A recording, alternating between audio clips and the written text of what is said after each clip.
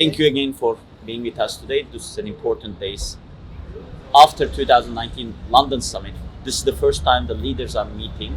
It's in Brussels, and many things have changed since then. We have been going through a pandemic, and there was a presidential election in the US, which is many people consider critical for the future of NATO. How do you think this, say, 18 months changed the NATO? Do you think it was a transformative moment for the organization? I think that NATO is going through a transformation that actually predates the last 18 months because the reasons that NATO was created in the first place all those years ago have changed significantly because we've moved into a new era of different types of security threats that aren't based on the original hard security, the confrontation with the Soviet Union. We've moved ahead, but I think in the last 18 months the COVID pandemic really underlined or enhanced the reasons behind these new security threats because COVID itself represented a new sort of security threat into the entire world, and attached to that disinformation, hybrid warfare that sort of emanated out of the pandemic. The security of supply chains was another key issue. So I think we're in a process of transforming. We don't know what the end result yet is going to be. At 2019 summit, Secretary General was asked to prepare a report about the future of NATO. And last year, I think they had the interviews, 10 people that were former policymakers mostly, and experts appointed by Secretary General prepared the report, 2013 report. And many people believe that this will be the first summit that leaders will have a face-to-face conversation about this report.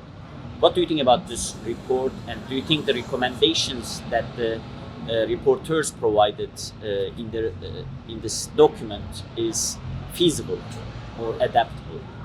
I think this summit is really a starting point to elaborate on some of the proposals that are put forward in that report by the Secretary General. If I remember correctly, there's 8 proposals.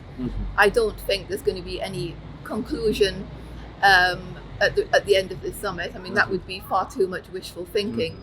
But obviously these proposals are really taking NATO into a different direction, working on issues that weren't there before, whether it's cybersecurity, green security, health security, China, for example. So it's a lot of different issues, and I don't see that we have, let's say, solidarity from all member states on all of these issues. There's different views, there's different visions. So it's about coming together to have more of an exchange on these points and then moving on from there.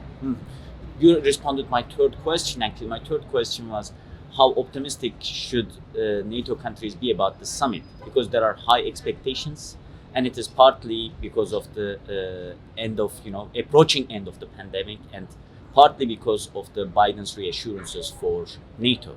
So are you reassured by the Biden's statements about NATO? Do you think it is sufficient?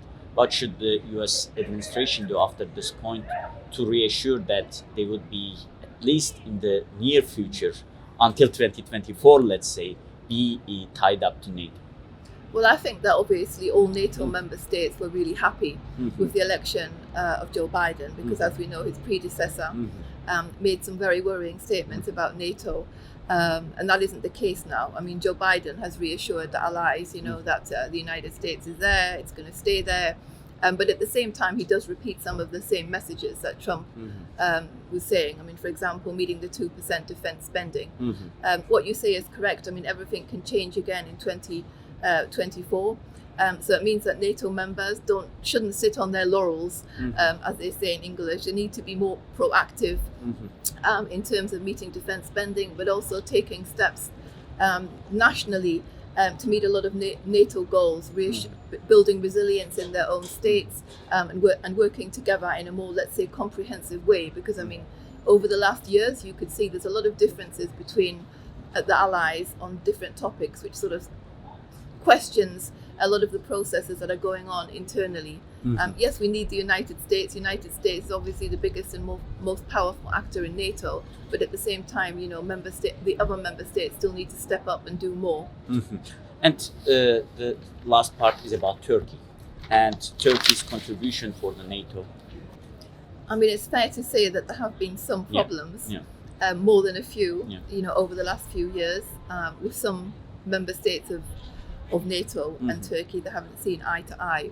But I mean, my perspective is this. I mean, Turkey has always been and will continue to be, a staunch ally within NATO.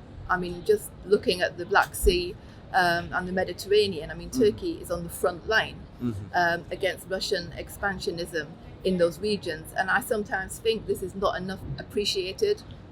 We frequently hear messages from some NATO allies. I mean, I'm going to mention President Macron here, but he's not the only one, that seems to incessantly complain about Turkey, say that Turkey's not an ally, Turkey, questioning Turkey's membership of the alliance. But I mean, I think you need to look at the bigger picture.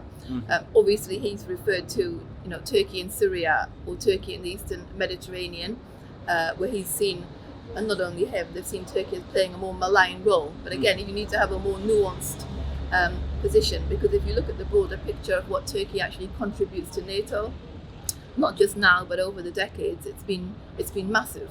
And if you ask other NATO allies who aren't so, let's say, influenced as President Macron, you'll get a different answer. They'll say that Turkey remains a bulwark of European security. Its position is irreplaceable. Turkey is also the only large Muslim country in NATO, and that's unique in itself. So I think sometimes there's a lot of Turkish bashing that goes on about Turkish foreign policy, but also how Turkey blocks certain decisions within NATO. Turkey's not the only country that blocks. Turkey generally blocks and unblocks. I mean, we've seen Turkey, go ahead with some things that it was not that particularly keen on in the past. I mean, it's now rejoined this Baltic policing mission, which to me symbolizes that Turkey recognizes or has doubled down on the need to boost NATO's presence and position on the eastern flank. Whereas in the past, we all know Turkey has criticised NATO for not giving enough attention to the southern flank. But I think it's very pragmatic of Turkey. So for me, Turkey remains a reliable partner and a crucial partner. And let's see what happens at the summit. Turkey's not going to be leaving NATO anytime soon, as sorry to disappoint the French. Going back to the Eastern Mediterranean, that's one of the significant issues that NATO Secretary General in person and NATO as an organization is involved. And since the beginning of the tensions or disputes in the region, actually, Turkey has offered to have an international conference to resolve these problems among the NATO member countries. How likely do you think there will be an international conference? And what do you think, looking now forward, what should be the way to resolve these disputes? I mean, of course, it would be great to have an international conference. Whether it's going to happen or not remains to be seen. But I mean, ultimately, the issues in the Eastern Mediterranean go back to the Cyprus problem. It's very simple. If the Cyprus problem was resolved, there would be no issues in the Eastern Mediterranean. Everything would be, everybody would be nice and friendly, and things would move forward. But unfortunately, it doesn't look like this is going to happen. I mean, there seems to be a tendency to blame Turkey for the non-resolution of the Cyprus issue.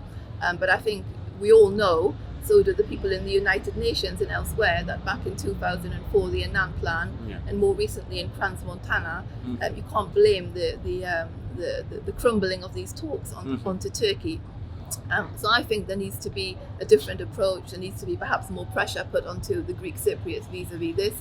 But I mean, coming back to the international conference, of course it can be useful. Whether or not it will resolve anything, because the main parties here, the Cypriots, Greece and Turkey, have very different opinions on the delimitation and the gas in the region. I mean, it's all the more strange because, I mean, we're moving to a time where, we won't be having pipelines anymore anyway, which would make that argument, a non-argument in the first place. But let's see.